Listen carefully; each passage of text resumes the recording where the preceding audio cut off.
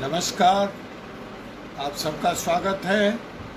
आज इलाहाबाद विश्वविद्यालय परिवार के इस पेज पे पुनः हमारी तीसरी जुडिशियरी क्लास, जो कि हिंदू लॉ के विषय पे आगे बढ़ रही है। तो हम आज उन विषयों को अपने इस लाइव क्लास में शामिल करेंगे, जहां हमने कल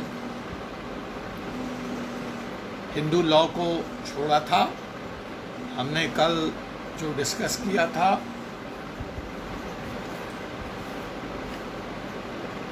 एक सेकंड दे मुझे, कौस्तुभ जी का फ़ोन आ रहा है संभवतः, तो मुझे ऑनलाइन नहीं पा रहे हैं।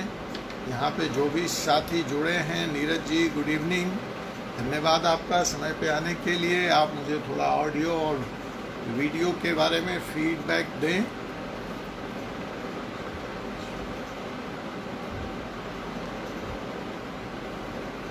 अच्छा, सो ठीक है, कौस्तुभ जी को उन्हें मुझे स्वागत कर दिया। मुझे लगता है वो मुझे ढूंढ रहे होंगे, तो मुझे लगता नहीं है उनको फ़ोन से कनेक्ट करने की ज़रूरत है, लेकिन फिर भी पूछ लेता हूँ।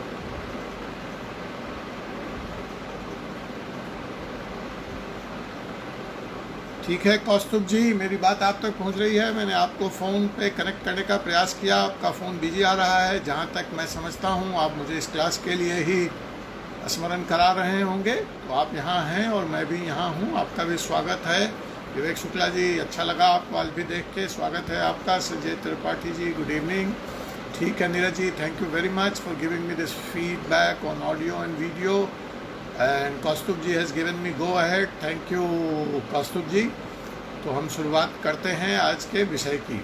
और आलोक कुमार जी नमस्ते, Ajit Kushwaha ji good evening sir, आप सबका स्वागत है। सब लोग स्वस्थ हों, अच्छे से रहें।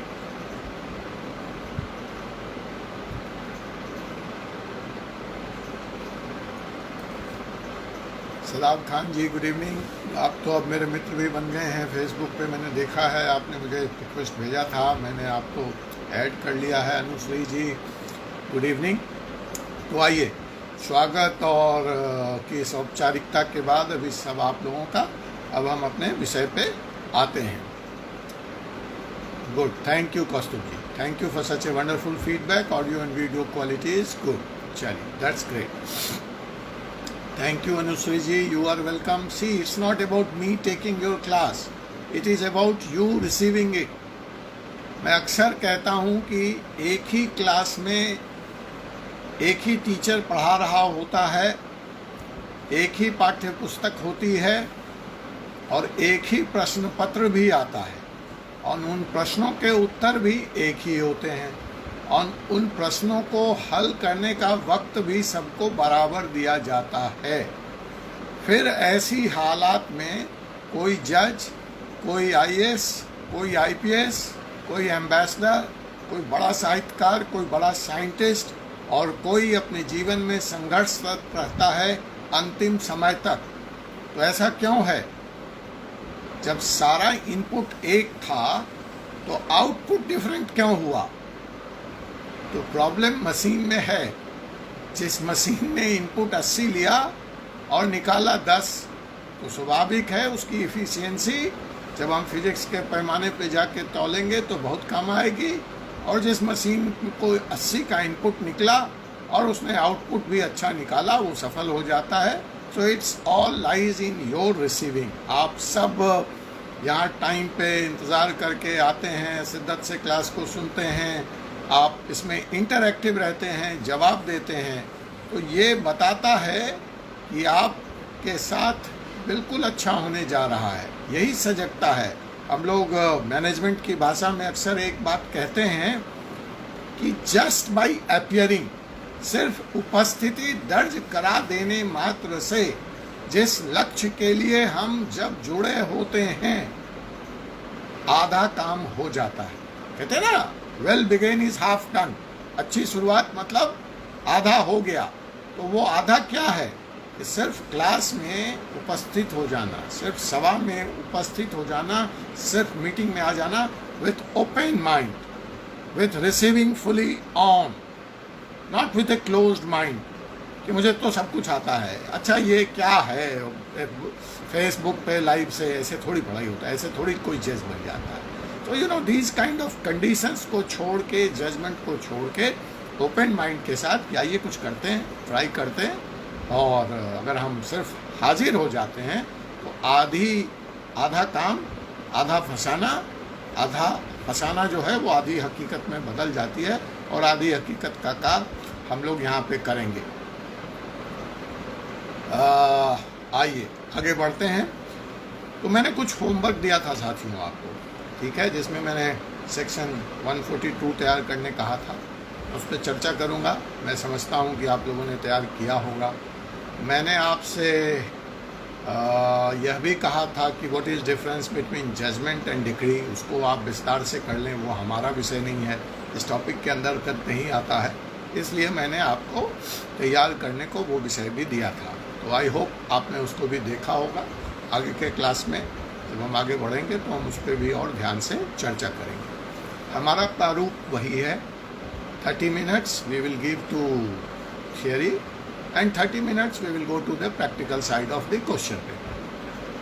क्वेश्चन पेपर भी आपको मालूम है दो तरह के हैं, प्रीलिम्स के वस्तुनिष्ठ, इसको आप ऑब्जेक्टिव कहते हैं, और मेंस का पेपर आपका सब्जेक्टिव होता है, जिसमें लंबे लंबे प्रश्न आपको हल करने पड़ते हैं। तो जो हमारी पहली 30 मिनट होती है वो फोकस होती है स्पेशली कि आपका एक बैकग्राउंड क्लियर हो जाए, ताकि आपको आपके ऑब्जेक्टिव में भी और सब्जेक्टिव में भी और इंटरव्यू में भी मदद मिल सके। और जो दूसरा प्रयास होता है उसमें दोनों का मिक्स होता है कि आपका ऑब्जेक्टिव भी तैयार हो, आपका जनरल नॉलेज भी तैयार हो, और आपको थोड़ी इंग्लिश की भी मदद मिल जाए।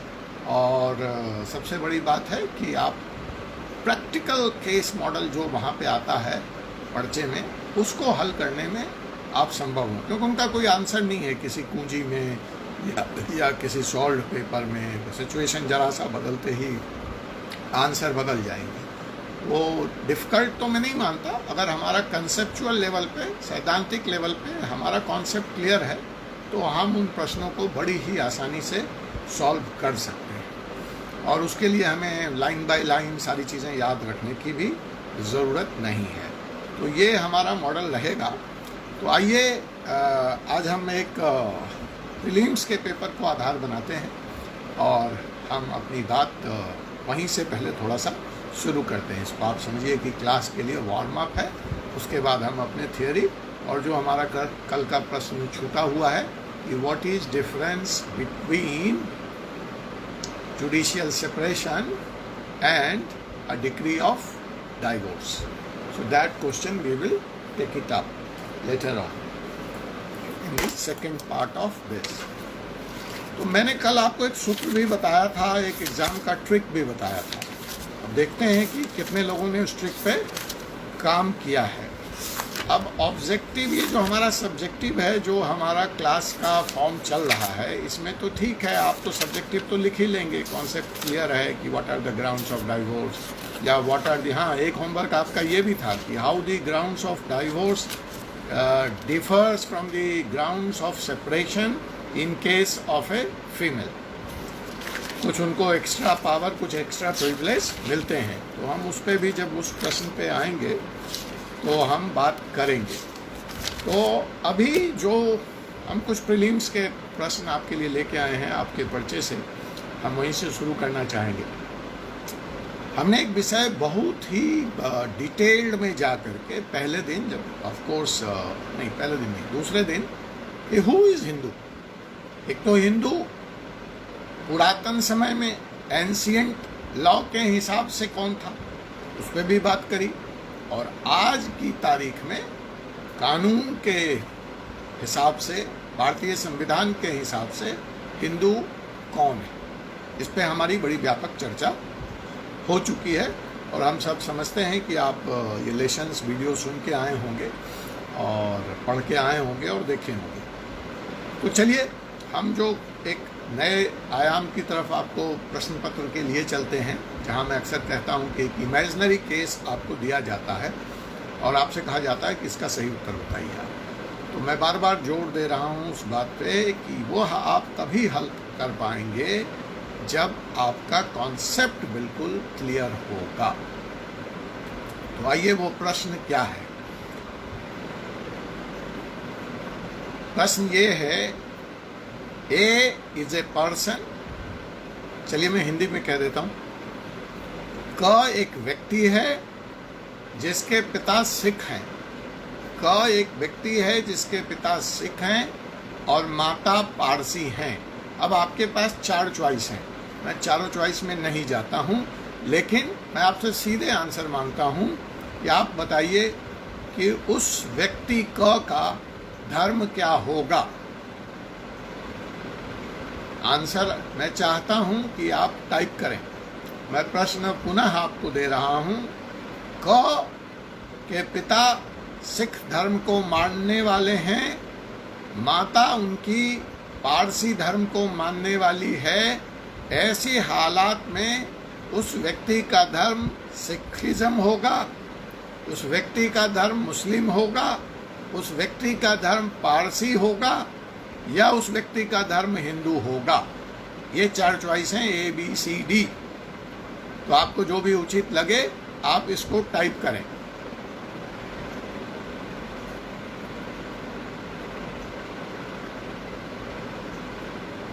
सुभाष कुमार जी लिख रहे हैं सिख होगा। इस आंसर को मैं आंशिक रूप से सही मानूंगा, क्योंकि आपको ए बी सी डी की चॉइस में देखिए, जब ऑब्जेक्टिव टाइप होता है तो उसमें 2 तरह के आंसर्स होते हैं, लेकिन आपसे क्या कहा जाता है, select the most appropriate answer. अगर वहां पे हिंदू नहीं होता चॉइस में तो सिख सही आंसर होता, लेकिन वहां डी में हिंदू है। तो आपको कंफ्यूज करने के लिए ये 4 चॉइस दिए गए हैं, इसलिए सिख सही आंसर है लेकिन मोस्ट एप्रोप्रिएट आंसर नहीं है। इसलिए जो यहाँ पे करेक्ट उत्तर होगा वो डी होगा। जिन जिन लोगों ने डी दिया है वो अपने को शाबाशी दें, बधाई दें, और जिन जिन लोगों ने डी आंसर नहीं लिखा है, एकांश अग्रवाल जी डी लिख रहे हैं, स्वागत। विक्रम सिंह जी डी लिख रहे हैं, स्वागत। तो अनुश्री जी भी डी चॉइस दे रही हैं। तो डी वाले आप सभी करेक्ट हैं। और अगर इसके अलावा सिख, पारसी, मुस्लिम आपने कोई भी आंसर दिया है तो यह सही नहीं है। ऐसा क्यों है? क्योंकि मैं आपको पहले बता चुका हूँ कि जब हम हिंदुज़म की बात करते हैं तो यह कोई ज़रूरी नहीं है कि उसके पिता का धर्म। हाँ, पहले तो मैं बता दूँ सिख क्यों नहीं है आंसर। देखिए, Sikh is part of Hindu. हम ये बात डिस्कस कर चुके हैं। सिख, जैन, ब्रह्म समाजी, आपके ये स्वामी नारायण संप्रदाय, आपके बौद्ध, ये सारे हिंदू लॉ के द्वारा ही डील होते हैं और वहाँ पे हिंदू चॉइस था, इसलिए सी आंसर ना होके डी होगा। Ultimately six are part of Hindu. तो ये कहानी है। तो हमारे यहाँ जो धर्म की बात आती है तो इस बात पे डिपेंड नहीं करता है कि उसके पिता क्या हैं, उसकी माता का धर्म क्या है। इस धर्म का निर्धारण जो है वो व्यक्ति किस धर्म को बिलोंग करता है, वो शब्द बड़ा इम्पोर्टेंट है, बिलोंग करना। उसके आधार पे हम ये तय करते हैं। तो यहाँ पे माता जी ने हिंदू धर्म स्वीकार नहीं किया है, वो पारसी हैं। अगर वो हिंदू होती तब तो कोई विवाद ही नहीं था। वो पारसी हैं और पिताजी सिख हैं और बच्चे का लालन पालन हिंदू रीति रिवाज के हिसाब से हुआ है, इसलिए बच्चा जो है हिंदू माना जाएगा। आइए अब हम एक और सवाल करते हैं। क एक व्यक्ति है जो न मुस्लिम है, वो क्रिश्चियन धर्म को भी नहीं मानता, वो पारसी भी नहीं है और वो जीव भी नहीं है, और वो किसी भारत के किसी अन्य कानून से भी उस पे लागू नहीं होता है, उसके ऊपर लागू नहीं होता है। और ख को अब डाइवोर्स चाहिए। मेरा सवाल पुनः सुन लें। क एक व्यक्ति है जो न मुस्लिम है, जो न क्रिश्चियन है, न पारसी है और ना वो जीव है, और वो उसके ऊपर भारत का कोई कानून लागू भी नहीं होता है। वो किसी और भी कानून से, भारत के संविधान से नीत नहीं है। He is not ruled by any other law. Now he wants A divorce. अभी वो किस कानून के तहत कहां पे डाइवोर्स के लिए अप्लाई करेगा? If you want me to give you choice, so A, he will apply to a special marriage court. B, he will apply to any of these courts, Christian, Parsis, Jews, because वो तो कोई धर्म मानता ही नहीं है, वो कहीं भी चला जाएगा. C, he will file an application under Hindu Marriage Act, and D, he is not eligible for divorce.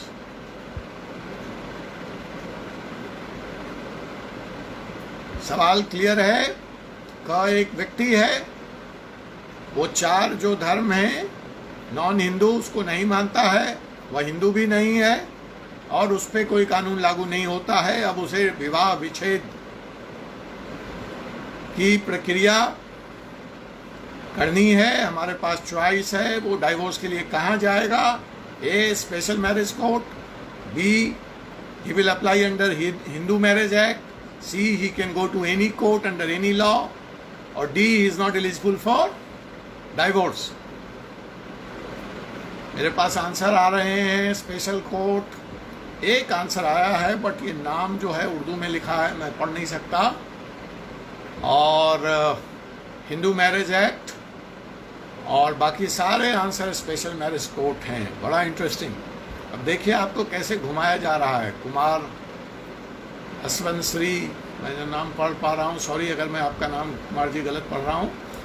तो दोस्तों आप नोट कर लीजिए, इसका एक और एक आंसर है. अगर मैंने जब आपको हिंदू की परिभाषा दी थी, कानूनी परिभाषा, तब मैंने आपको स्पष्ट तौर पे कहा था, इसका एक ही आंसर है कि he will apply for divorce under Hindu marriage act.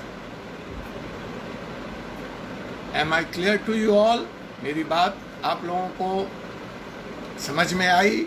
अगर इसके अलावा आपने कोई भी आंसर दिया है स्पेशल मैरिज एक्ट, तो गलत है. क्यों गलत है? क्योंकि जो हमारा हिंदू एक्ट है वो डिफाइन करता है कि अगर आप ये चार धर्म नहीं मानते, क्रिश्चियन, पारसी, ज्यू और मुस्लिम, आप इन चारों धर्म को नहीं मानने वाले हैं और आप हिंदू भी नहीं हैं, तो मतलब पांचों धर्म आप नहीं मान रहे हैं, और कोई और अलग कानून, कोई और स्पेशल प्रोविजन भी आप पे लागू नहीं होता है. तो ऐसी हालत में that person would be considered as Hindu only. वह हिंदू ही माना जाता है. उस पे हिंदू कानून, हिंदू विधि ही लगती है, और हिंदू कानून के तमाम मसले, चाहे वो डाइवोर्स हो, चाहे मैरिज हो, चाहे इनहेरिटेंस होगा, चाहे मेंटेनेंस होगा, चाहे एडॉप्शन होगा, चाहे सक्सेशन होगा, सारे के सारे हिंदू कानून के लागू होंगे. तो आप इसके बारे में बिल्कुल कंफ्यूज नहीं. अब आप समझे कि कॉन्सेप्ट क्लियर होना कितना ज़रूरी है. जब आप क्लास में रहें तो मेरी बात को आप सुनते हैं ध्यान से, लेकिन बाद में भी जो मैं आपसे कहता हूँ कि first 24 hour is very important. Go and listen to this video और go and revise, read from your notes, your books, I don't mind, but be very clear. इस तरह के 4-5 सवाल आपके पेपर में दोनों ही हाल में, ऑब्जेक्टिव में भी और आपके वो वहाँ कहते हैं प्रीलिम्स में भी और मेंस में भी रहेंगे ही रहेंगे. और ये सिर्फ हिंदू लॉ पे लागू नहीं होता है. सीआरपीसी का आप क्लास कर रहे हैं, वहाँ भी ऐसी इमेजिनरी सिचुएशन दे करके आपसे पूछा जाएगा, क ने चोरी की, ख ने पुलिस को बताया, ग ने ये किया, तो कौन से धारा के तहत कार्रवाई होगी या नहीं होगी. ये अपराध बनता है, इस धारा में पुलिस ने मुकदमा पंजीकृत किया, अब उसका ट्रायल कैसे बिगिन होगा, उसके फिर चॉइसेस हैं आपको. तो concept has to be very very clear. चलिए आइए एक प्रश्न और लेते हैं। आपको याद होगा कि हमने एक शास्त्री वर्सेस मूलादास केस भी आपसे डिस्कस किया था कि उसमें कैसे शास्त्री जी जो थे हिंदू थे और उसकी माता क्रिश्चियन थी, और बाद में जो नहीं sorry I am putting a wrong, that is Perumal and Punnuswamy case. Shastri versus Muladas case वो अहमदाबाद वाला था, जिसमें सत्संगियों ने, स्वामी नारायण संप्रदाय को मानने वाले लोगों ने हरिजन को, नॉन सत्संगी हरिजन को मंदिर में जाने से मना किया था। तो ये जो क्वेश्चन नंबर 2 था उसका सही उदाहरण केस लॉ से अगर हम बात करें तो ये है। उसमें क्या हुआ था, कोर्ट ने, सुप्रीम कोर्ट ने क्या रूल किया था? कोर्ट ने रूल किया था कि अगर ये चारों धर्म को नहीं मानते और वो हिंदू नहीं हैं और उनके ऊपर कोई और लागू कानून नहीं होता तो वो जो हरिजन हैं वो तो हिंदू हैं ही। इसी आधार पे उन्होंने टेम्पल में जाने का राइट मांगा था, बॉम्बे टेम्पल एक्ट के तहत, जो उस समय गुजरात में लागू था। लेकिन जो सत्संगी थे, जो स्वामी नारायण संप्रदाय के लोग थे, उन्होंने कहा कि हम हिंदू नहीं हैं, तो अगर हम हिंदू नहीं हैं तो ये बॉम्बे टेम्पल एक्ट जो हिंदुओं के लिए है या हिंदू टेम्पल के लिए है, हम पे लागू नहीं होता। लेकिन आपने मूल भावना क्या है संविधान की कि अगर आप इन चारों धर्म को नहीं मानते हैं और आपके ऊपर कोई और कानून नहीं लगता है तो उस कैटेगरी में आ गए स्वामी नारायण संप्रदाय वाले, और सुप्रीम कोर्ट ने यह निर्णय दिया कि नहीं, आप हिंदू हैं और आपको इन हरिजनों को मंदिर में प्रवेश देना पड़ेगा। So you remember that very clearly. मैं इस पर बहुत फोकस डाला था और आपको एक केस भी बताया था इसीलिए, ताकि आपका कॉन्सेप्ट बिल्कुल क्लियर हो जाए। लेकिन जब सवाल आया तो देखिए आप कैसे उलझ गए। तो उलझना नहीं है दोस्तों।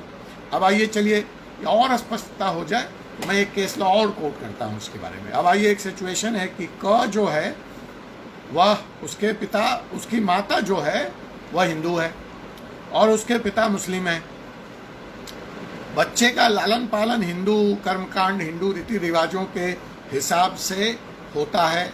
अब बताइए बच्चे का धर्म क्या होगा? A Hindu, B Muslim, C no religion, D it is up to the choice of boy. प्रश्न क्लियर है सब लोगों को? क की माता हिंदू है, क के पिता मुस्लिम है, बच्चे का धर्म क्या होगा? वेरी गुड, रेखा जी ने कहा हिंदू। वेरी क्लियर, क्योंकि बिलोंग टू, ये शब्द याद रखना है, वह किस समाज को बिलोंग किया, उसका लालन पालन। कोई मुझे इसके संदर्भ में वो केस लॉ बताएगा? Under which case law this was established and this decision was given? Anybody can give me that case where this was very clearly established? We have discussed this case just now also. I mentioned, मैंने खुद अभी आपसे कहा, Perumal versus पुन्नुस्वामी का ये case है। आप चाहते हैं कि मैं रिपीट करूं ये केस, या आप लोग अवगत हैं इस केस से?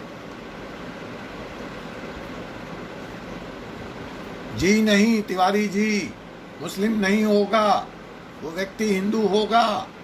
मैं बार बार एक केस लॉ की बात भी कर रहा हूं। आप हमेशा याद रखिए कि माता या पिता किस धर्म से हैं इससे कोई फर्क नहीं पड़ता। यहाँ पे पिता का धर्म सुओ मोटो कैरी नहीं करता है बच्चा। शर्त ये है कि वह किस धार्मिक रीति रिवाज, किस समाज को बिलोंग करता था, किसके हिसाब से उसका लालन पालन हुआ। और इसके बारे में एक केस भी सुप्रीम कोर्ट ने स्पष्ट किया। उस केस का नाम है पेरुमल वर्सेस पुन्नुस्वामी। अभी अनुश्री जी कह रही हैं कि सर वो केस रिपीट कर दीजिए। नहीं, कोई सॉरी की बात नहीं है। हम लोग, तिवारी जी आपने प्रयास किया और हम लोग क्लास में हैं, हम सीखने के ही उद्देश्य से आए हैं। यहाँ कोई, आप स्पष्ट हो जाइए। यहाँ पे कोई भी आदमी, एक तो आंसर देने से घबराओ मत, क्योंकि आप पार्टिसिपेट करते हो तो 50 से रिजल्ट 75% तक गया, क्योंकि चाहे उत्तर गलत है, क्योंकि आप पार्टिसिपेट कर रहे हो। यहाँ सिर्फ आप उपस्थित ही ना हुए, आप क्लास में हैं। आपका जो आउटपुट लेवल है नाउ इट इज़ 75%। तो आप स्वमेव इसको सीख जाएंगे।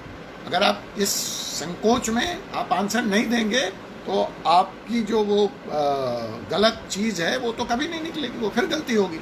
अगर हमें जीवन में गलती करना ही है तो जितना जल्दी हो उतना जल्दी कर लें, ठीक हो जाए। तो हम तो यहाँ क्लास में हैं, बजाय कल को खुदा न खास्ते हम जज हो गए और वहाँ हमने गलती कर दी तो हम हास्य के पात्र बन जाएंगे, या कहीं और ऐसी जगह जिम्मेवार जगह पे तो लोग बोलेंगे यार ये बेसिक चीज़, बट यहाँ तो क्लास है, we are here all for learning, so we are open. आपसे भी मैं कुछ सीखूंगा और आप मुझसे भी सीखेंगे, तो there is nothing like sorry, but yes आप ज़रूर पार्टिसिपेट करें, पार्टिसिपेटरी रहें, चाहे आप गलत उत्तर दें। गलत उत्तर देने वाला को कभी नहीं भूलेगा, उसका तो बिल्कुल कंठस्थ हो जाएगा उसको, और सही वाले को तो कंठस्थ है ही। तो ये ज़रूरी है। तो उसमें क्या हुआ था कि जो ये पुन्नू स्वामी थे, ये इनकी माता क्रिश्चियन थी और पिता जो है वो हिंदू थे, और थोड़े दिन के बाद विवाद हो गया माता और पिता में, और बेटे के जन्म के बाद ये दोनों अलग रहने लगे। तो बेटा जब बड़ा हुआ तो उसने संपत्ति में हिस्सा मांगा, और जब उसने संपत्ति में हिस्सा मांगा तो पिता ने यह कहते हुए संपत्ति में हिस्सा देने से मना कर दिया कि मैं हिंदू हूँ और मेरी पत्नी क्रिश्चियन है।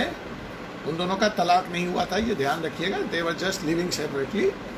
और इसलिए एक हिंदू और क्रिश्चियन के बीच में शादी ही वैध है नहीं। The marriage between Hindu and Christian is not a wide marriage, thus there is no question of giving inheritance right to my son. That was his stand, but supreme court ने इसको नहीं माना। उसने कहा कि जैसे ही शादी हो गई उसकी माता की और वह अलग रह रही है तो भी क्या हुआ, वह क्रिश्चियन धर्म को नहीं मानती है, लेकिन सवाल था कि वह हिंदू धर्म को भी नहीं मानती है। तो वहाँ पे ये बड़ा एक महत्वपूर्ण फैसला आया सुप्रीम कोर्ट का कि हिंदू धर्म कोई इस्लाम धर्म की तरह या सिख की तरह कृपान कच्छा केस रखने का प्रमाण नहीं चाहिए। कोई धार्मिक रूप से उसका कोई धर्म शुद्धिकरण हुआ हो, ऐसा कुछ नहीं चाहिए।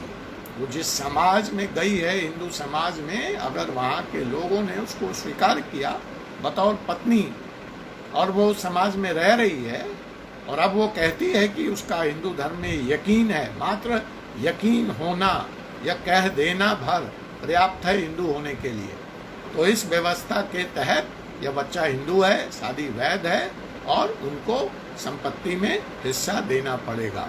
यह मैंने रिपीट भी कर दिया।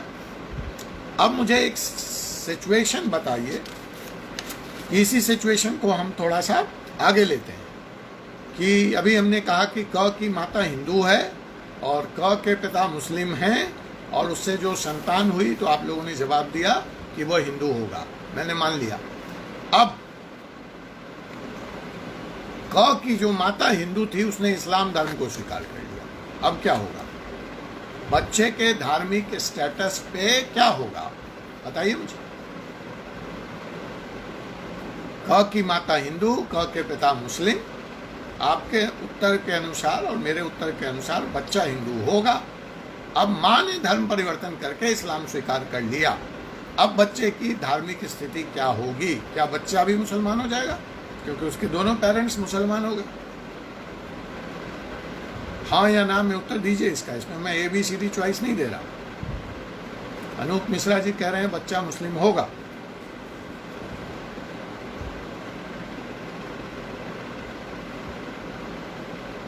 और कुमार पांडे जी कह रहे हैं हिंदू होगा। शायद क्लास होता। अनुश्री सर रिलीजन तो फादर का ही माना जाता है। नहीं नहीं अनुश्री जी, नहीं, बिल्कुल नहीं। पढ़ लीजिए, अब तो क्लास भी ओपन है, इन्होंने चैट ओपन कर दिया है, वहाँ भी डिस्कस कर लीजिए, पीछे का टेप देख लीजिए, मैंने बहुत स्पष्टता से इस पर चर्चा किया है। अभी भी बता रहा हूँ कि धर्म के मामले में बाध्यकारी नहीं है कि पिता का धर्म बच्चा कैरी करेगा, और भी आगे उदाहरण केस लॉ मैं आपके साथ अभी डिस्कस करूँगा। आप बिल्कुल परेशान ना हो, आपका कॉन्सेप्ट क्लियर करके यहाँ से भेजूँगा। आप सबका कॉन्सेप्ट कम से कम आज इस विषय पे ऑब्जेक्टिव और सब्जेक्टिव के लिए बिल्कुल क्लियर होगा, इसलिए मैंने नया विषय मॉडर्न लॉ को बाद में रखा है, क्योंकि मुझे मालूम था कि ये कन्फ्यूज़न करेगा। मेरे पास हिंदू लॉ के बहुत सारे रिक्वेस्ट आते हैं। तो आपको वीडियो है अनुश्री जी, आप वीडियो देख लीजिए, परिवार के पेज में जा कर के वहाँ है। तो मैं ये कह रहा था कि अब माँ ने भी इस्लाम धर्म स्वीकार कर लिया। बच्चे का धर्म, बच्चा हिंदू था, बच्चे की धार्मिक स्थिति क्या होगी, यस और नो, मिक्स आंसर आ रहे हैं। जो लोग कह रहे हैं कि बच्चा हिंदू रहेगा वो सही है। बच्चे के धार्मिक स्थिति पर कोई फर्क नहीं पड़ेगा, क्योंकि वह हिंदू धर्म में स्वीकार कर लिया गया था। उसके बाद उसकी माँ ने धर्म परिवर्तन किया। अब अगर बच्चे को मुसलमान होना है तो बच्चे का धर्म परिवर्तन कराना पड़ेगा इस्लामिक रीति रिवाज के अनुसार। माँ ने धर्म परिवर्तन किया, बच्चे ने तो नहीं किया। मतलब हम आप, अब अगर हमारे में से अभी कोई पेरेंट जस्ट फॉर डिस्कशन से अभी जाके दूसरे धर्म के हो जाएं, तो हम थोड़ी हो जाएंगे यार।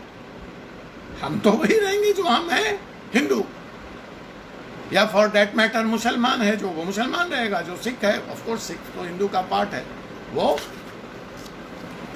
यस, कस्तूर जी कह रहे हैं कि वो तब तक मुसलमान नहीं होगा जब तक उसका खतना, मतलब जो भी Islamic way of adoption of religion है, अगर वो क्रिश्चियन तब तक नहीं होगा जब तक उसका बैप्टिज्म नहीं होगा। तो ऐसा तो कुछ हो नहीं रहा उस बच्चे का।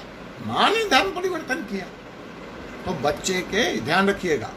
और यहीं पे एक सवाल और होता है, इसमें आपको और स्पष्टता जरूरी हो जाएगी। वो स्पष्टता क्या है?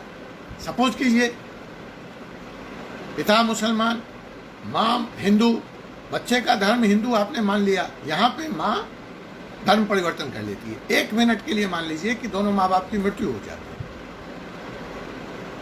तो वही बात है कि मैं जो हूँ उसके बाद मेरे माता पिता क्या करते हैं, उनकी मृत्यु हो जाती है, वो धर्म परिवर्तन कर लेते हैं। उससे मेरे स्टेटस पे, कोई कानूनी स्टेटस पे, धार्मिक कानूनी स्टेटस पे कोई फर्क नहीं पड़ने वाला। Immaterial they die, I will remain a Hindu, because that very day one of the definition of being Hindu is to be born in a Hindu family, other is to be born out of Hindu parents, so that applies to me.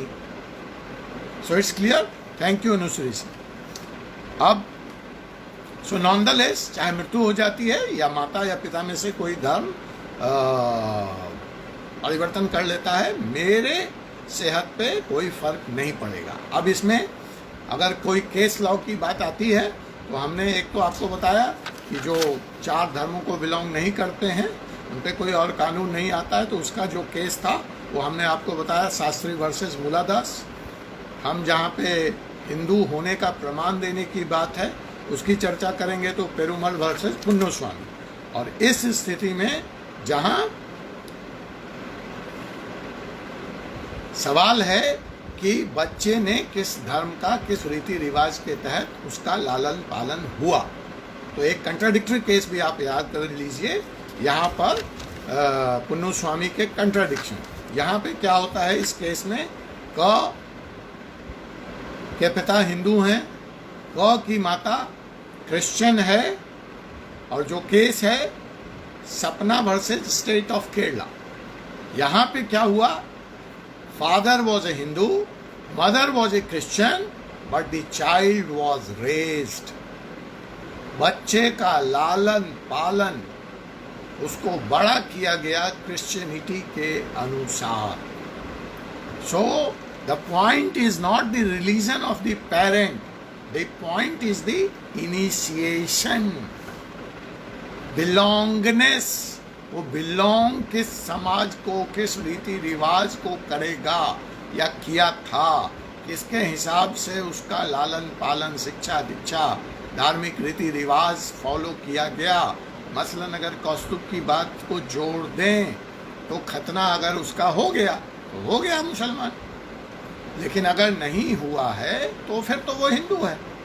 तो उसी तरह से यहाँ पे पिता हिंदू थे, माता Christian थी, एकदम कंट्राडिक्टरी केस है।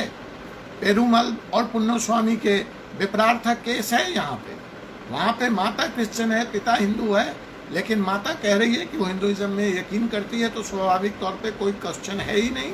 बच्चा हिंदू होता है और पिता की संपत्ति में हिस्सा मांगता है और उसको मिलता है। अब यहाँ पे कंट्राडिक्टरी केस है, सपना वर्सेस स्टेट ऑफ केरला। यहाँ पे माता क्रिश्चियन है, पिता हिंदू है, लेकिन कोर्ट ने फैसला दिया कि बच्चे का धर्म क्रिश्चियन होगा, क्योंकि वो क्रिश्चियन वे ऑफ लाइफ को फॉलो करता था, उसके हिसाब से उसका लालन पालन हुआ। I hope it is very clear. तो इस तरह के ऑब्जेक्टिव केस, इस तरह के आपको प्रश्न जब आएंगे तो अब आप इनको हल कर सकते हैं। अब मुझे एक चीज़ और बताइए, देवदासी को फिर क्या माने? देवदासी सुन रखा है ना आप लोगों ने? एक देवदासी प्रथा है दक्षिण भारत में। तो देवदासी क्या होगी? हिंदू, मुस्लिम, सिख, ईसाई, उस पर कौन सा कानून लागू होगा? चलिए इसमें हम बहस में नहीं पड़ते, बिकॉज यू नो देवदासी, बार बार आप ध्यान रखिए, जो पहला केस है आपका शास्त्री वर्सेस मूलादास, उसमें स्ट्रेस क्या है कि कोई भी धर्म अगर इन 4 धर्मों को बिलोंग नहीं करता है और उसका ओरिजिन हम ट्रेस बैक करते हैं जाके हिंदू धर्म में नहीं, हिंदू फिलॉसफी में, उसकी ओरिजिन, उसकी उत्पत्ति अगर हिंदू फिलॉसफी में है, तो देवदासी प्रथा की ओरिजिन हिंदू फिलॉसफी से है। वो मंदिर के अंग होती हैं, उस नियमता उनके ऊपर हिंदू रीति रिवाज और उस तरह की स्वतंत्रता है, उस पर लागू नहीं होता है। लेकिन जब कानून की बात आएगी तो वो मुस्लिम, जीव, सिख, वो जो 4 सेक्ट है वो नहीं है, तो इसलिए they would be dead under Hindu law. The same is the situation. Punjab में एक वो नाचने गाने वाली कम्युनिटी राजस्थान में पाई जाती है, तो एज सच दे से and they claim that they are not Hindus, but when it will come to law we are going to do trials under Hindu law for them also. अब एक सवाल बताइए यहाँ पे, तो आप सब लोग कह रहे हैं, सब बड़ा क्लियर कह रहे हैं सर, अनुश्री जी भी कह रही हैं और विवेक जी भी कह रहे हैं सर क्लियर है। केरला में एक सज्जन है, उसका नाम है John Thomas, means he is Christian today, and now it is 3rd generation, but his father was some father or great grandfather was some Ramnath, but now it is 4th generation, he is a Christian. Now there is some dispute of property, of inheritance. किस law, कौन सा कानून उसके property inheritance को फैसला करने के लिए लागू होगा? इज माई क्वेश्चन क्लियर और you want me to repeat, या इसको बाद में देखें? बताइए आप। चलिए थोड़ा सा टेम्पो बिल्ड रखने देते हैं। मैं, आप देख रहे हैं, मैं आपको जान के कंट्राडिक्टरी फैक्ट्स दे रहा हूं ताकि आपको याद हो जाए और क्लियरिटी भी हो जाए। 2 अपोजिट पोल, पेरुमल वर्सेस पुन्नुस्वामी, उसके अपोजिट केस जहां पे बच्चा क्रिश्चियन माना गया, सपना वर्सेस केरला। अब मैं कह रहा हूं कि जो सब कुछ होगा, देवदासी होगा, वो नाचने वाली कम्युनिटी होगी, सब हिंदू होंगे। अब यहाँ पे मैं कह रहा हूँ कि वो आदमी क्रिश्चियन है, 4th generation है, 5th generation है, उसका फैमिली डिस्प्यूट है। अब बताइए वो किस लॉ के तहत उसका फैसला होगा? चलिए हम देखते हैं इसको आगे। आप तब तक आपको समझ में आए तो आप चैट बॉक्स में टाइप कीजिए। तो यहाँ पे आप लोग बिल्कुल क्लियर हो गए कि देवदासी आर हिंदू, ठीक है। वो कम्युनिटी का भी मैंने आपको उदाहरण दे दिया, वो भी हिंदूज हैं। अब हिंदू जो लॉ है ना, इसको समझिए थोड़ा सा। ये जो सवाल अभी हमने आपको दिया कि वो व्यक्ति क्रिश्चियन है, 4th generation, और प्रॉपर्टी का डिस्प्यूट है, और हाँ अनूप मिश्रा जी हिंदू लॉ, लेकिन मैं समझना चाहता हूँ कि आखिर जब वो क्रिश्चियन है तो उस पर हिंदू लॉ कैसे लागू होगा और क्यों लागू होगा? आशीष त्रिपाठी जी भी कह रहे हैं हिंदू लॉ, बिल्कुल सही है, उत्तर से तो मैं संतुष्ट हूँ, लेकिन कारण भी कोई मुझे बताएगा कि जब वो क्रिश्चियन है तो हिंदू लॉ के तहत उसका फैसला कैसे होगा? आइए, इंटरेस्टिंग है। या आप सब क्लियर हैं इस पर? तो क्लियर है तो केस लॉ बता दीजिए, केस बता दीजिए। एक जवाब आ रहा है क्रिश्चियन लॉ से, नहीं, आइए इसको समझ लेते हैं, हम कंफ्यूज ना रहें। कि हम बिल्कुल स्पष्ट हैं। हम I want one answer from entire group. अब 32 लोग इस वक्त इसको वॉच कर रहे हैं, मैं 32 के 32 लोगों से एक आंसर चाहता हूँ, क्योंकि आंसर तो सही एक ही है। ठीक है, तो याद रखोगे, अगर याद होगी, जो लोग नए होंगे उनको ध्यान है। तब हिंदू शब्द कहाँ से आया था? हिंदू का बड़ा वाइडर कॉनोटेशन था। हिंदू शब्द हमारा नहीं है, फॉरेन है, ग्रीक ने हमको दिया था। और उस वक्त हिंदू का दो मतलब था, एक हिंदू धर्म को मानने वाले और एक उस पूरे इंडस वैली सिविलाइजेशन में रहने वाले सब लोग जोग्राफिकल भौगोलिक स्थिति में हिंदू करार दिए गए थे। That was number one status. That status continued for a fairly long time. और उस वक्त भी ये व्यवस्था सिख, जैन और आपके बौद्ध हिंदू ही माने उस दौर में भी। फिर स्टेज नंबर 2 आया हिंदू लॉ का, जब हिंदू लॉ लिखा गया, जब क्वाडिफाई हुआ। कोई बताएगा वो साल, वो कट ऑफ ईयर जहाँ से हम उसके पहले जो केस है उसको हम लोग अनक्वाडिफाइड हिंदू लॉ के तहत हल करते हैं। और उस कट ऑफ डेट के बाद जब हिंदू लॉ क्वाडिफाइड वे में, यूनिवर्सल क्वाडिफाइड वे में एक्सेप्ट हुआ, आया, तो फिर हम क्वाडिफाइड हिंदू लॉ पे काम करते हैं। तो वो कट ऑफ डेट कोई टाइप कर सकता है तो जरूर टाइप करें, नहीं तो हम आगे चर्चा करेंगे। अभी जो विषय है कि एज पर दी क्वाडिफाइड हिंदू लॉ, अब क्या लागू होगा? क्वाडिफाइड हिंदू लॉ। ये सारे केस, अगर आपसे कल को ये पूछा जाए तो ऑब्जेक्टिव टाइप आंसर था, आपने दे दिया, वेरी गुड। बट अगर ये केस में दे दिया जाए कि माता मुस्लिम और वो मर गई, और वो जो भी हमने केस अभी यहाँ डिस्कस किया, या वो बच्चा हिंदू आपने मान लिया और माता ने बाद में इस्लाम धर्म कबूल कर लिया, तो वो कैसे हिंदू रहेगा? Yes, very good Subhash Chaurasia ji. 1955 मैं चर्चा करूंगा 1955 हिंदू लॉ के लिए क्यों महत्वपूर्ण है, मैं जानना चाहूँगा। अगर कोई लोग टाइप कर सकते हैं तो बड़ा अच्छा लगेगा, टाइप कीजिए। Why 1955 is considered as historic in terms of Hindu law? क्यों ऐतिहासिक? क्यों वहाँ से एक नई धारा के शुरुआत की बात होती है जब हम हिंदू एक्ट की बात करते हैं? Why 90 cut off year 1955 is very important for us from the perspective of Hindu law. So yes, please come.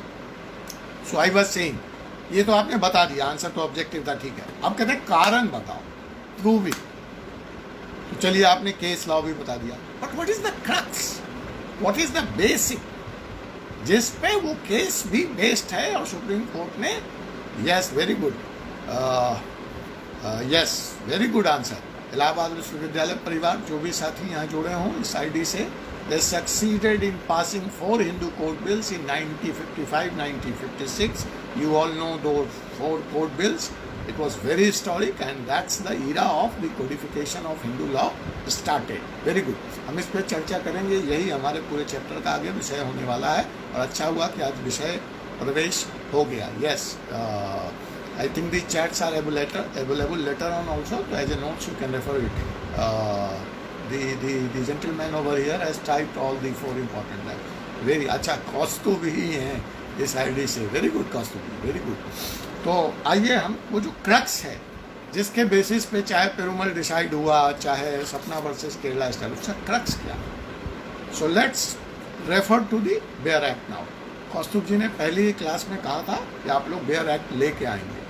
अभी कुछ दिन नहीं भी लाएंगे तो चलेगा, लेकिन अब लेके आए तो ज़्यादा अच्छा लगेगा। अब आगे से मैं बेयर एक्ट भी रेफ़र करने वाला हूँ, क्योंकि हमें जो फाउंडेशन रखना था वो मैं लगभग रख चुका हूँ। अब आगे हर जगह जिस तरह से मैं केस लॉ कोट कर रहा हूँ, अब मैं आपको बेयर लॉ एक्ट की तरफ भी ले जाऊँगा, साथ ही साथ वो भी सिलेबस कवर कर लेंगे हम लोग। अगर इफ़ इट लाउ, इट बिकम्स वेरी कॉम्प्लिकेटेड या बहुत भारी, तो हम बेयर एक्ट अलग से ले लेंगे, तो हम देखेंगे। सो जो हमारा कोडिफाइड हिंदू लॉ है, उसमें जो जोड़ है, जो सारा क्रक्स है, वो एक शब्द पे है, आप लिख लीजिए, दैट इज बिलोंग। वो व्यक्ति बिलोंग कहाँ पर, बिलोंगनेस पे, इस पे कोई जोड़ ही नहीं है कि उसकी माँ क्या थी, उसके पिता क्या थे, उन्होंने बाद में क्या किया, वो जीवित हैं या वो मर गए। ये आधार ही नहीं है धर्म को डिसाइड करने का। आधार क्या है? बिलोंगनेस।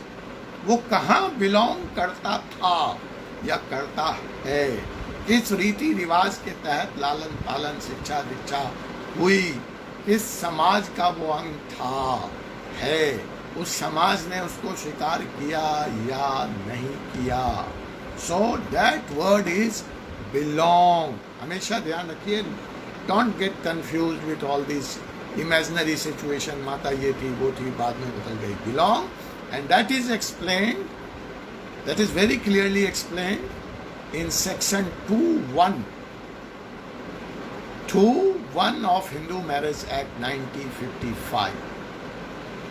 So now it is very clear कि वो बंदा डाइवोर्स के लिए कहाँ अप्लाई करेगा, वो कहाँ जाएगा। So the word is belong, and that is very clearly explained in section 2(1) of Hindu Marriage Act 1955. Am I clear? अब एक बात बताइए कि ये जो हमारा हिंदू कानून है, हमने सब डिस्कस कर लिया, हमने सेक्शन में डिस्कस किया, ये यूनिफॉर्म लॉ है या ये वेरी करता है state to state? Is this Hindu act applicable throughout India? Is it a uniform law और डज इट वेरीज? मद्रास के लिए कुछ, बिहार के लिए कुछ, उत्तर प्रदेश के लिए कुछ? Any answer on this? क्या ये हिंदू कानून पूरे भारत में, पूरे मुल्क में लागू है?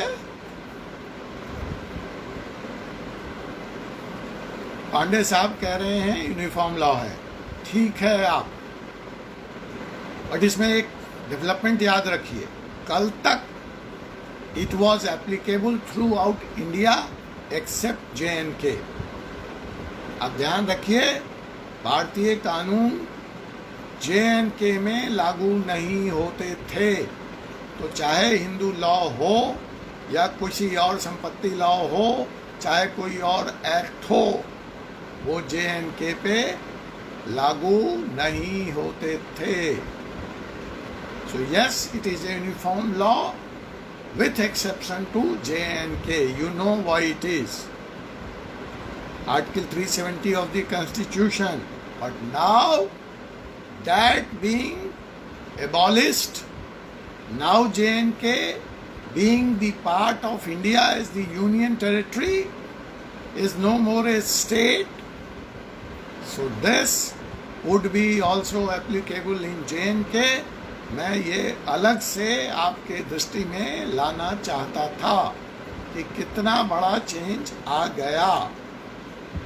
तो ये आपको इस तरह के करंट अफेयर्स से भी इसको जोड़ के लॉ को चलना है।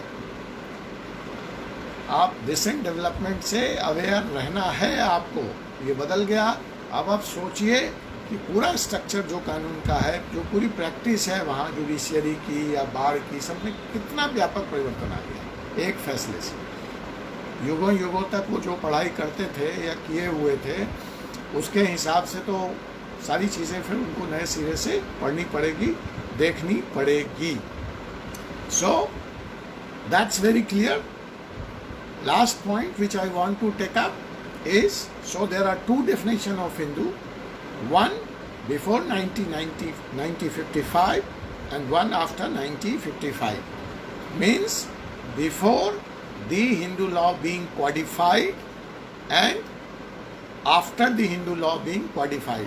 तो अगर हम उस इरा की बात करें जो ओल्ड हिंदू लॉ 1955 के पहले वाला फेज है, तो उसमें हिंदू का जो मीनिंग है वो व्यापक है। वो कॉडिफाइड होने के बाद जो मीनिंग है उससे विस्तृत है।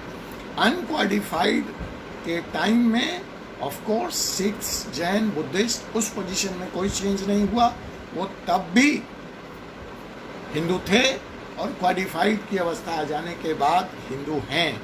लेकिन अभी कुछ ऐसे एक्सेप्शनल ट्राइब हैं हमारे यहाँ जो हिंदू नहीं हैं, लेकिन उस वक्त उनको ये स्वतंत्रता प्राप्त नहीं थी।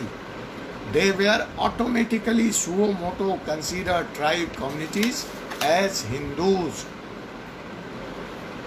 जो अपने को उस समय भी नॉन हिंदूज कहते थे, लेकिन बिकॉज वो उस भौगोलिक क्षेत्र में रह रहे हैं तो हमने उनको हिंदू मान लिया था। तो उस वक्त अगर हम अनक्वालिफाइड पीरियड की बात करें तो जो बेसिक बात थी कि उस वक्त कोई ज़रूरी नहीं है कि हिंदू का मतलब हिंदू धर्म को, रिलीजन ही आधार नहीं था, रिलीजन को मानने वाला ही हिंदू होगा। क्वालिफाइड दौर में अब रिलीजन ही आधार है हिंदू होने और हिंदू न होने का, लेकिन अनक्वालिफाइड दौर में it was just not a religious concept, but it was much wider in connotation. तो अब जो सवाल था कि मिस्टर थॉमस जो हैं, जो क्रिश्चियन हैं और 4th जनरेशन हैं, उनका कुछ प्रॉपर्टी डिस्प्यूट है, इस बैकग्राउंड के बिना आप इस प्रश्न को हल नहीं कर पाते कि what is the definition of Hindu before 1955 and after 1955. Once you have the background of this, then you can solve this problem of Mr. Thomas. So Mr. Thomas is a 4th generation Christian living in Kerala, and there is a property dispute, and now he wants to file a case. So under which law he is going to ask for succession or partition or inheritance, whatsoever it is. वो किस law के तहत, तो इसका जवाब है, आप कई लोगों ने जवाब दिया था, but I wanted to make it very clear कि ऐसा क्यों है। तो ये सुनने में तो बड़ा अजीब सा लग रहा है, बड़ा अजीब सा है। तो ऐसा मेरे दोस्तों इसलिए है कि ये बेसिक है कि the property is the ancestral property belongs to a Hindu family, and at that time though the family was not a Christian, may not be Hindu. They were not Christian at that time, they were not even Hindu at that time. But the property belongs to pre-1955, and thus, as per the definition of Hindu, during the uncodified Hindu law era, the Hindu law will be applicable even on people who were not religiously following Hindu dharma. So here they would go for a suit under Hindu law, and this is a current practice even now.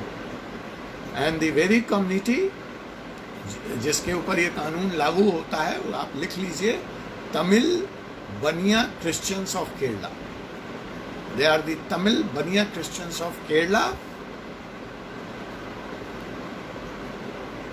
That, so इसमें अगर हम कहना चाहें कि if a branch of Hindu law applied to a person, ये जो समाज था तमिल बनिया, उस समय तमिल बनिया, उसके ऊपर हिंदू ना होते हुए भी हिंदू कानून लागू था उस समय, बिकॉज वो क्रिश्चियन नहीं थे.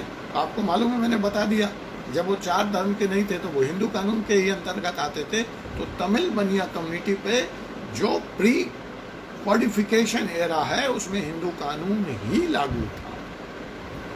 तो आज भी इरेस्पेक्टिव ऑफ कि वो मुसलमान हो गए, वो क्रिश्चियन हो गए, उसमें से कुछ लोग हिंदू हो गए, कुछ पारसी हो गए, ज्यू हो गए, इससे कोई फर्क नहीं पड़ता है, because they were dealt under Hindu law in the pre qualified era.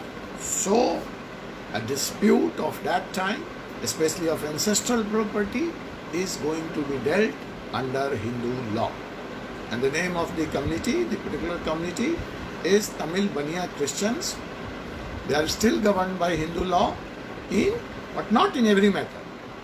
As of now, if it is a question of marriage, if it is a question of divorce, then the Christian law will be applicable to them. If it is maintenance, if it is adoption, then the Christian law will be. But in terms of inheritance and succession, if they have a dispute related to inheritance and succession, they would be tried under or dealt under Hindu acts only. So, the rule under which they would be governed by Hindu law are inheritance, succession. So, the concept of birthright ancestral birthright in ancestral property, doctrine of pious obligation of a son, all such law will be applicable to you.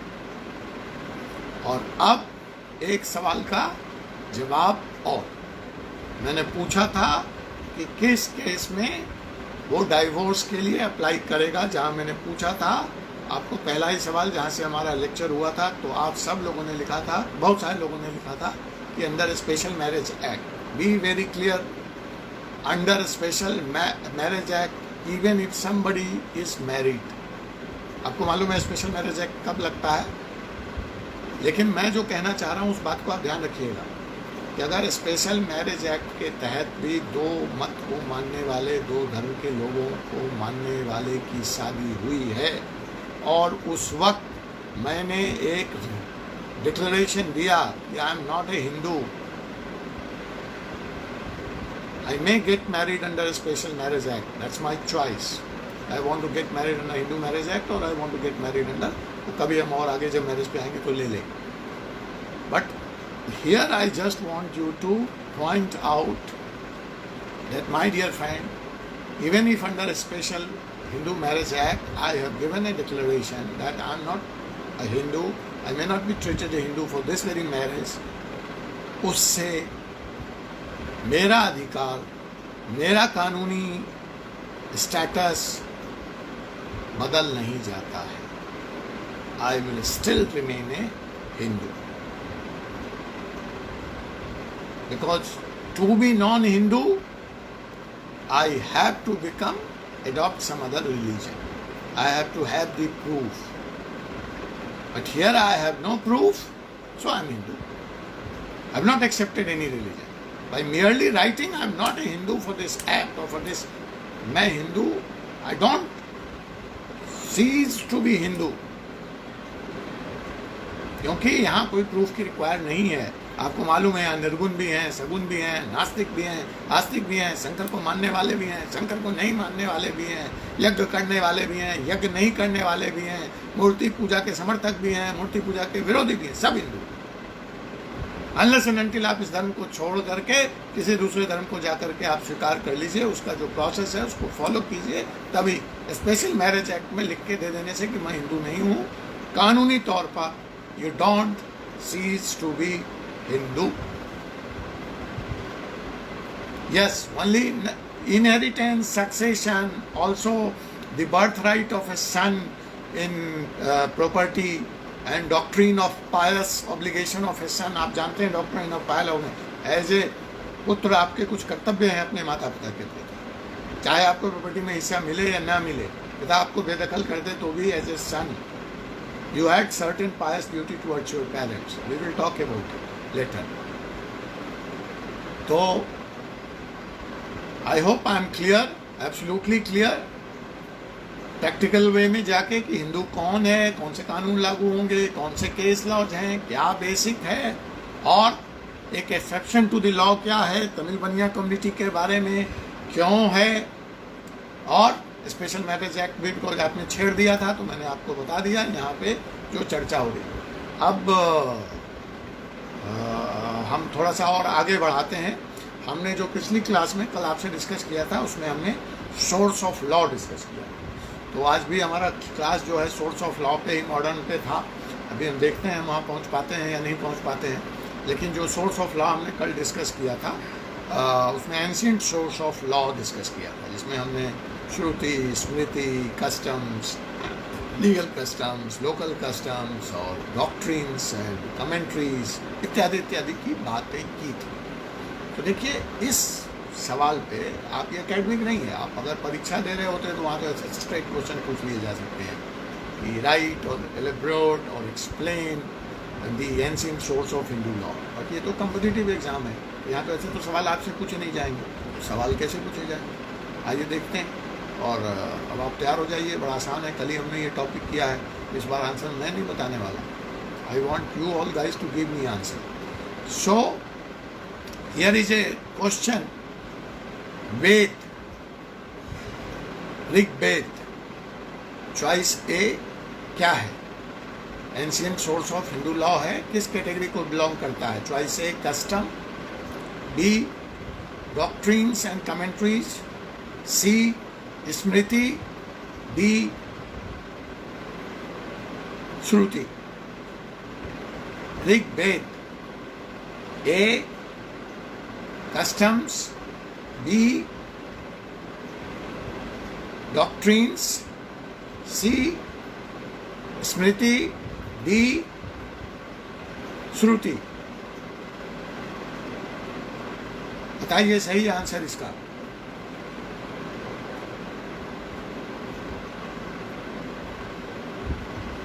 Yes, Shruti. So this is the way you are going to face questions in objective. Nobody is going to ask you clear question. So what is your homework? Before we meet next week, go and find out the example of Shruti, the example of Smritis, the example of customs, the example of digestives, custom to nahi, the example of your commentaries, directories, जहाँ से दया भाग और मिताक्षर आता है, तो उसमें कौन कौन सी किताबें थी, कौन कौन से विद्वान लोग काम किए गए, तो आपको ये मिला जुला दे देंगे और आपसे पूछेंगे कि ये किस कैटेगरी को ये बुक और या ये विद्वान बिलोंग करते हैं। तो इसमें आपने सुना ही होगा, आपने अध्ययन किया होगा, जो एक वेद के साथ एक बाद में कुछ चीज़ें जोड़ी गई इंडेक्स के फॉर्म में, और उसमें कुछ चीज़ें ली गई थी, तो वो भी आपको दे सकते हैं। उसका नाम था ब्रह्मांस।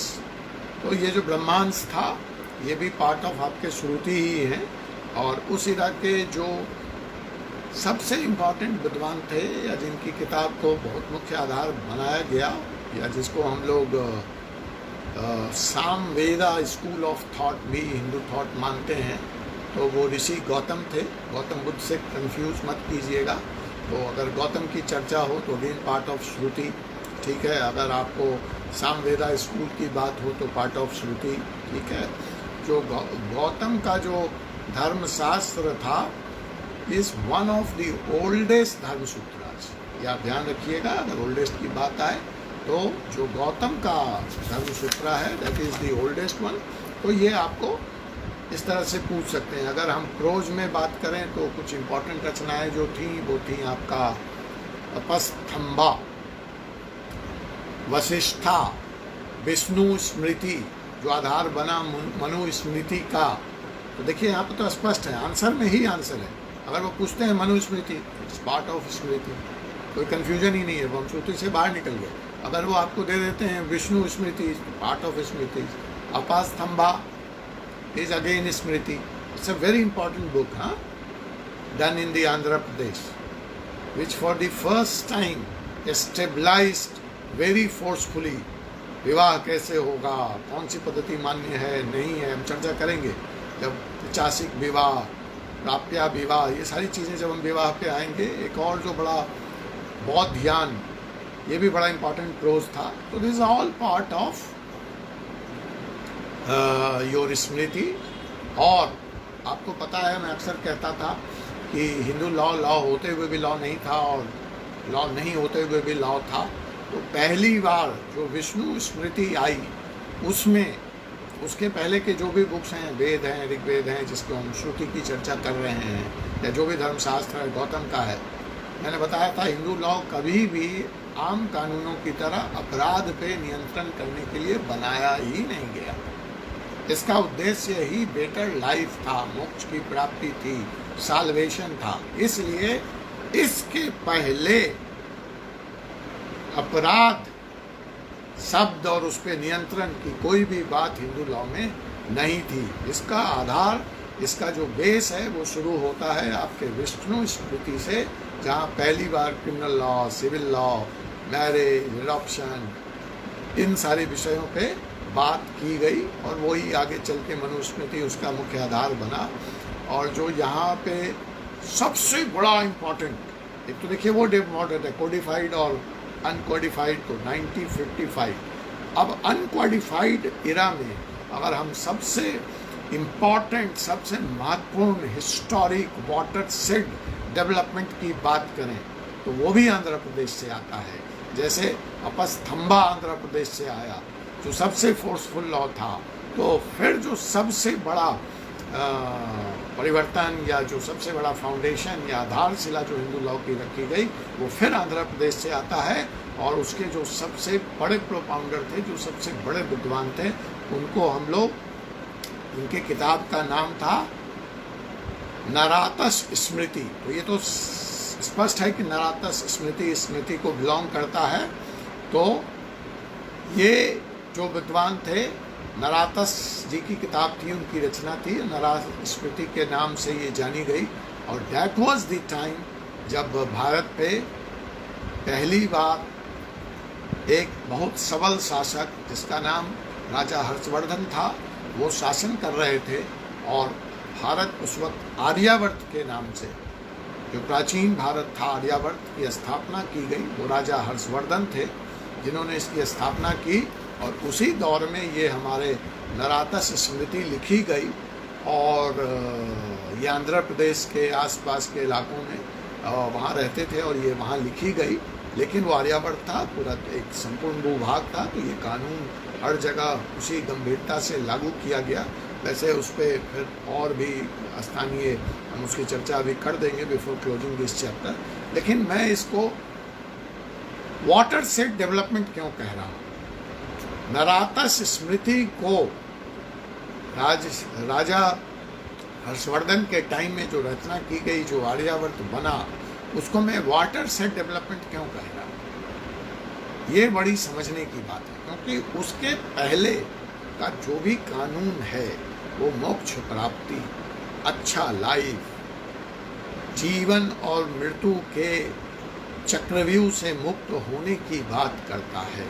नरातस स्मृति जब राज्य की स्थापना भारत में एक परिकल्पना मूर्त रूप लेती है, एक स्थूल रूप में आती है, हमारे यहाँ एक शासक, सबल शासक आता है शासन करने के लिए, तो युग की डिमांड बदली। दैट्स व्हाई वी से law is the only law is always changing, always evolving. तो जब परिस्थितियाँ बदली, जब परिवेश बदला, तो नरातस स्मृति लिखा गया। और जिसमें पहली बार कानूनन तौर पे यह स्वीकार किया गया कि राजा को, राज्य को कानून बनाने का अधिकार है। उसके पहले राजा और राज्य कानून से कुछ लेना देना नहीं था। आपको मालूम था, those were the gods words, Vedas, भगवान के मुख से वचन आए, उनका अनुपालन, उनका पालन। धर्म, धैर्य का मतलब धर्म था, क्षमा का मतलब धर्म था। वो सारे पिलर्स ऑफ धर्म हम डिस्कस कर चुके हैं पहली क्लास में। तो वो, और धर्म क्या था? ड्यूटी थी, कर्तव्य था, किसान का कर्तव्य, पंडित का कर्तव्य, क्षत्रिय का कर्तव्य। अब वो परिवेश चेंज हुआ, एक राजा स्थापित हो रहा है। तो नरातस स्मृति में पहली बार राजा को यह अधिकार दिया गया कि वह कानून बना सकता है और लोगों को दंडित कर सकता है। इसलिए I call this a very watershed development as far as the Hindu law is concern. ऐसे शब्द पहली बार आए, सुने गए, राज्य शासन, राज्य आदेश। और जो सबसे बड़ी बात हुई कि पहली बार हिंदू कानून में यह स्वीकार किया गया और ये कहा गया, क्यों? आप ध्यान रखिए, हमारा जो कानून था, हिंदू कानून था, वो भगवान का आदेश था, वो भगवान की वाणी थी। That was God's word. तो भगवान से ऊपर कुछ नहीं है। तो उसने जो कह दिया वो अंतिम कानून था। लेकिन पहली बार नरातस स्मृति में राजा राज्य हर्षवर्धन के टाइम में आर्यावर्त के फॉर्मेशन पे यह स्वीकार किया गया कि जो हमारा कस्टम है, जो हमारा धर्म है, उसके ऊपर होगा राज्य का राज, उसके ऊपर होगा राजा द्वारा बनाया गया कानून। और विवाद की स्थिति में the law of the state will take the front seat. अब आप समझे क्यों ऐतिहासिक था, क्यों वाटर सेट डेवलपमेंट मैं इसको कह रहा हूँ। स्पष्ट हो चुका होगा आपका। तो ये सारी चीज़ें, कुछ और मैं सोर्स आपको बता देता हूँ। विवाद चिंतामणि, विवाद रत्नकारा, ये सब मिथिला स्मृति के अंग हैं। आपसे पूछा जा सकता है ये क्या हैं, तो ये स्मृति हैं। बनारस की तरफ अगर हम आ जाते हैं तो बनारस अथॉरिटी में तो निर्णय सिंध बहुत ही महत्वपूर्ण रचना थी, वो भी स्मृति है। विवाद और ऑफ कोर्स वहाँ से आपको मिताक्षरा, और मिताक्षरा के जो प्रोपाउंडर थे वो आपके नंद पंडिता थे। इनकी दूसरी भी बड़ी महत्वपूर्ण रचना है वैजयंती।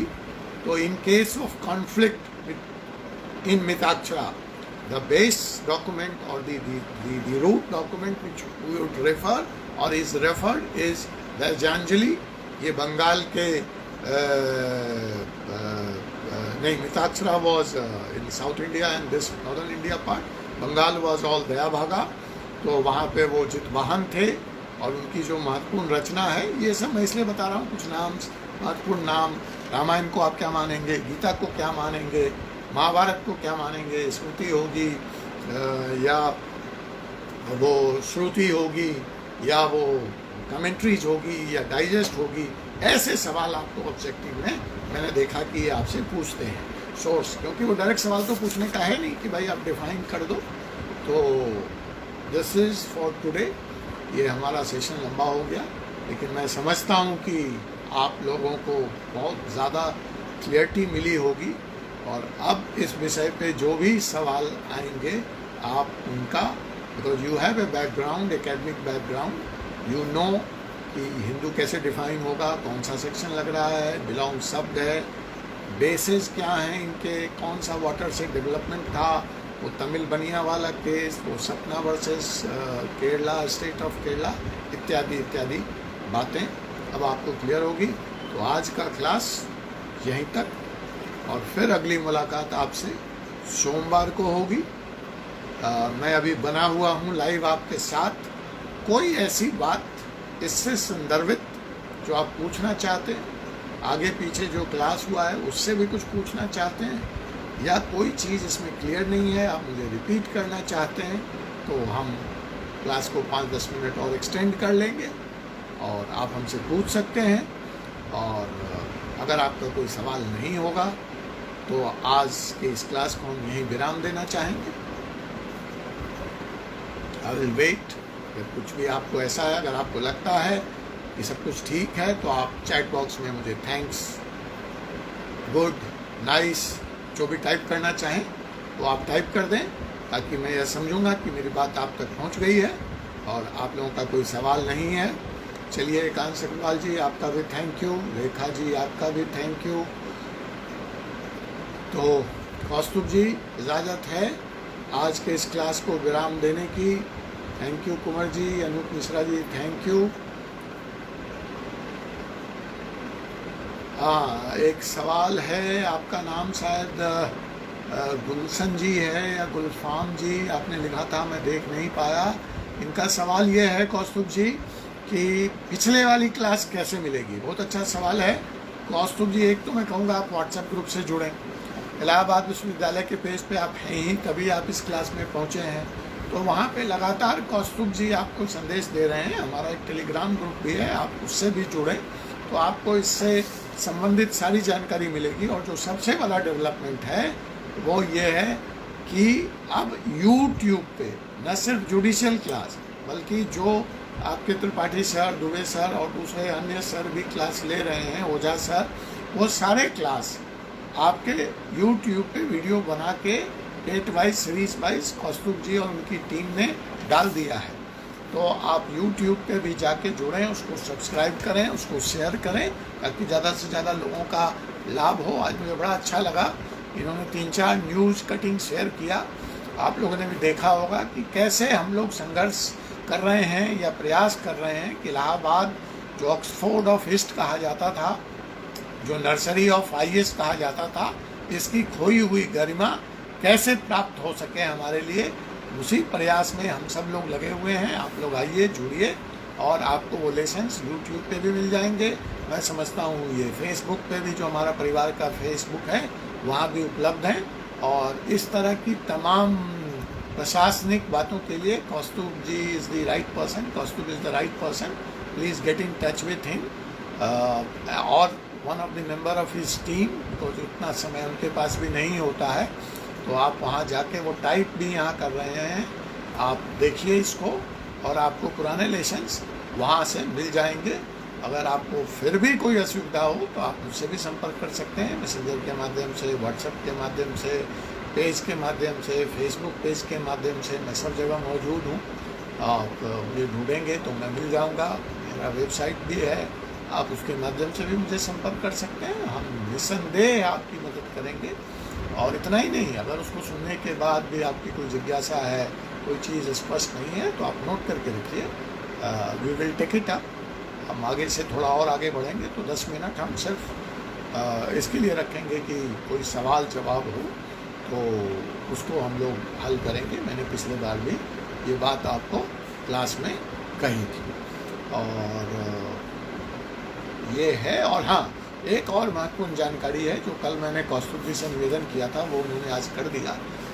मैंने कहा था कि जैसे ये 142 है, या जो आज बातें हुई, या मैं कुछ होमवर्क आपको दे रहा हूँ, कुछ मैं पढ़ के आने बोल रहा हूँ, तो मैंने उनसे कहा था कि जो हमारा टेलीग्राम ग्रुप है उसको खोल दिया है, ताकि आप मुझसे सवाल पूछ सकें और मैं जवाब दे सकूँ, या आप आपस में चर्चा कर सकें, या मैं आपको वहाँ पे सवाल दे दूँ या आप ये पढ़ के आओ। आज शाम हम ये डिस्कस करने जा रहे हैं, तो और मज़ा आएगा। आप तैयार रहेंगे, आपका सेकंड डिवीज़न हो जाएगा। तो कौस्तुभ जी ने वो टेलीग्राम ग्रुप भी सभी के लिए खोल दिया। आप उसमें जा कर के अपने सवाल का जवाब ढूंढ सकते हैं, दे सकते हैं, डिस्कशन कर सकते हैं, मुझसे पूछ सकते हैं, आपस में बात कर सकते हैं। So that is a very good development. So you can do that, but उसकी गरिमा बनाए रखिए। और फिर आगे हम देखते हैं कि और बेहतर इसको हम कैसे बना सकें। जैसे जैसे तकनीकी हमारा साथ देगी, आप लोग साथ देंगे, पूरी टीम साथ देगी, हमारा प्रयास रहेगा कि हम इसको और बेहतर बनाएं। आप इनपुट ज़रूर दीजिए कि आपको कैसा लग रहा है, ये फॉर्म आपका ठीक है। आपका नाम, असल में मैं चश्मा नहीं लगाया हूँ, मेरा नाम गुलस्फा जी है। ठीक है गुलस्फा जी, धन्यवाद आपका। तो कुछ कमेंट्स भी आ रहे हैं कौस्तुभ जी आपके लिए, मैं पढ़ देता हूँ। विक्रम सिंह जी कह रहे हैं, सर बहुत ही सराहनीय कार्य है, आप सबका बहुत बहुत आभार for these free classes. Kumar Pandey ji भी कह रहे हैं, sir very helpful, thank you. तो ये बातें हैं साथियों, सुपर। विक्रम जी कह रहे हैं, तो आप मुझे भी फीडबैक देते रहेंगे, तो उससे मुझे आगे के लेसन्स, आपके क्लास की मेथोडोलॉजी प्लान करने में बेहतर रहेगी। मैं लगातार आपको ऐसे टिप्स, ऐसे ट्रिक्स कि आप कितनी आसानी से एग्ज़ाम क्वालिफाई कर जाएं, सब्जेक्ट के अलावा भी देता रहूँगा। प्रैक्टिकल अप्रोच है मेरा आपको क्वालिफाई कराने का, न कि एकेडमिक अप्रोच है जहाँ मैं आपके साथ विषय को डिस्कस करूँ। मेरा शुद्ध मोटिव सिर्फ जुडिशरी एग्ज़ाम कैसे क्रैक होगा वो है। मैंने कल इस पर चर्चा कर दी थी कि मैं क्या मानता हूँ कॉम्पिटिटिव एग्ज़ाम को, और मैं कैसे तैयारी करता था और सफल रहा, वही मेरा अप्रोच है। एकेडमिक में तो भैया पूछो मत मेरे से। मैं जब तक लॉ का स्टूडेंट नहीं बना तब तक मेरा बहुत बुरा हाल था। ऐसा नहीं था कि मुझे पता नहीं था कि, या मैं पढ़ने में कमज़ोर था, मुझे पता ही नहीं था कि उत्तर कैसे लिखने हैं।